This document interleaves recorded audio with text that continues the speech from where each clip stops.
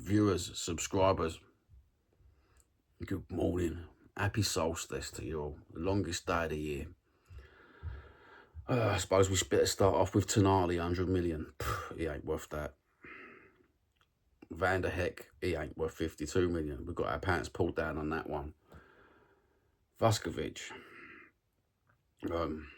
Yesterday's news, isn't he, with the Spurs fans apparently. Now they want to sell him. I wouldn't sell these youngsters. I'd nurture them. That's what I would do. Instead of spending all these thousands of pounds on some of these kids in the academy, nurture Vuskovic, for fuck's sake. Give us a fighting chance in fucking few years' time. Are they going to do that? I've got a feeling they're going to cash in because they're an investment company. Talking of investment companies, drove through London yesterday. The old heart of the city, where the money was, my side of the water. And I passed one of my great grandfather's companies, the East London Armoury on Commercial Road. One of my great grandfathers, or I don't know how many greats going back, was Mr. Pickfat. Used to make revolvers, you know, the pirate revolvers for the East India Dock Company. And he opened up this company and they started proving weapons for the king. And it's still there till this day, the building. Funny thing is, I delivered to there when I was in the post office when I was 16 and I didn't even know I had anything to do with it. I remember walking in there and it was all caged up. And I remember giving the bloke the letters and just standing there for about 10 minutes and he kept on saying to me, "You all right?" You know, when you just walk in somewhere and you feel like you're at home. I don't know whether it was the firearms, you know, when you're a kid. But it was just like there was a rifle on the table and it smelt. The smell smelt familiar.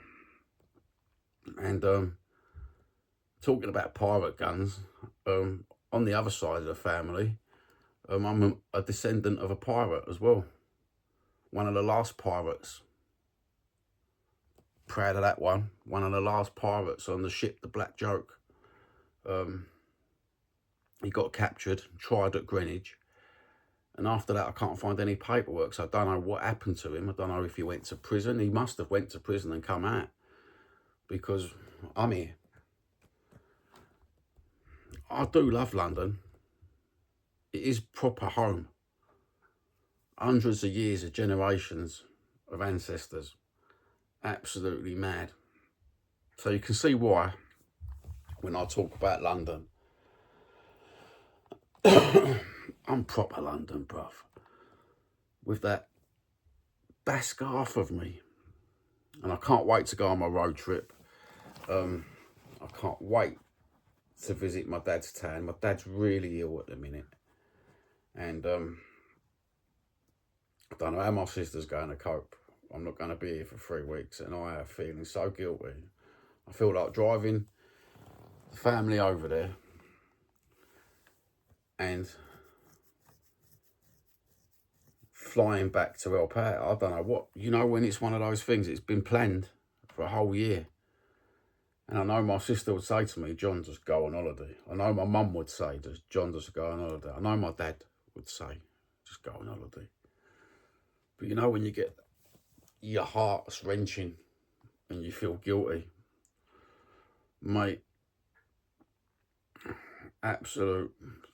This is why I've been diving into the genealogy the last couple of days, just to take my mind off of everything. Just to delve back into history. I've never been one of those people to read a book. And, you know, when people say, "Oh, I read the Harry Potter book, I thought I was there." I like to read history. When I read history, I float back there in my mind. Fiction, I never float anywhere. But fact, I always float somewhere. Absolutely, imagination, it's a beautiful thing. Creativity, absolutely beautiful thing. Genealogy, if you do it right, absolutely wonderful thing to learn. absolutely wonderful to tell your kids about certain stuff of your ancestors. And yeah, I'll give you a fact.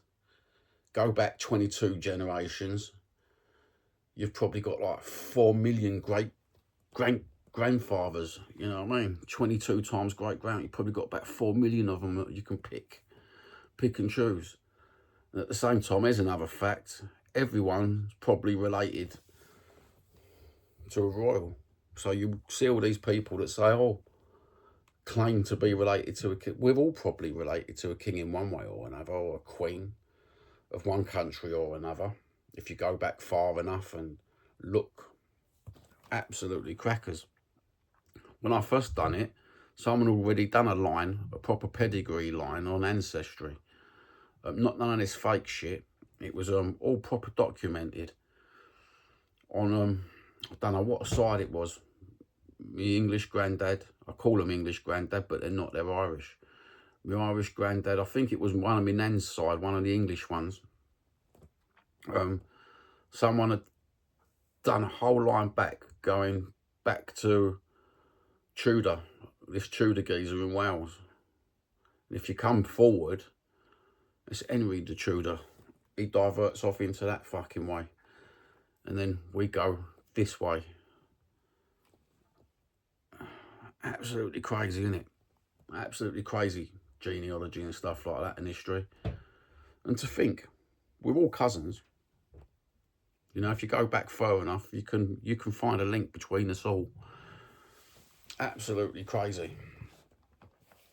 But I do love it. I do love that. Takes my mind off it. But it's the solstice today. Leads you back to Stonehenge, doesn't it? When you say the solstice, Stonehenge. I spent my time, it's like camped at Stonehenge once, years ago, in a caravan. I can remember my nan borrowing me the money to get this motorhome thing years and years ago, before it was a fashion. And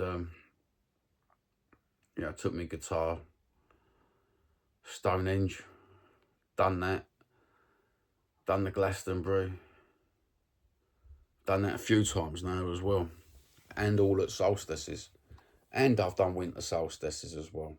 So it brings back some good memories. Yeah, I can't wait to get on the continent and drive and hopefully de-stress.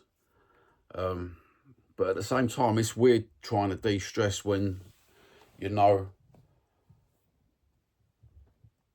that your sibling is going to be stressed out. So I'm fighting in my head, absolutely fighting in my head. And at the same time as this, I'll tell you some YouTube jokes, bruv. They've been taking hours off me, like a good one in the past 3 months. You've got a rolling 365 days of the year for your hours. So when tomorrow comes, they might not give you your hours back what you earned that day a year ago. But they've been taking them off me at the rate of absolutely ridiculousness. So I really ain't too bothered about the YouTube thing at the minute.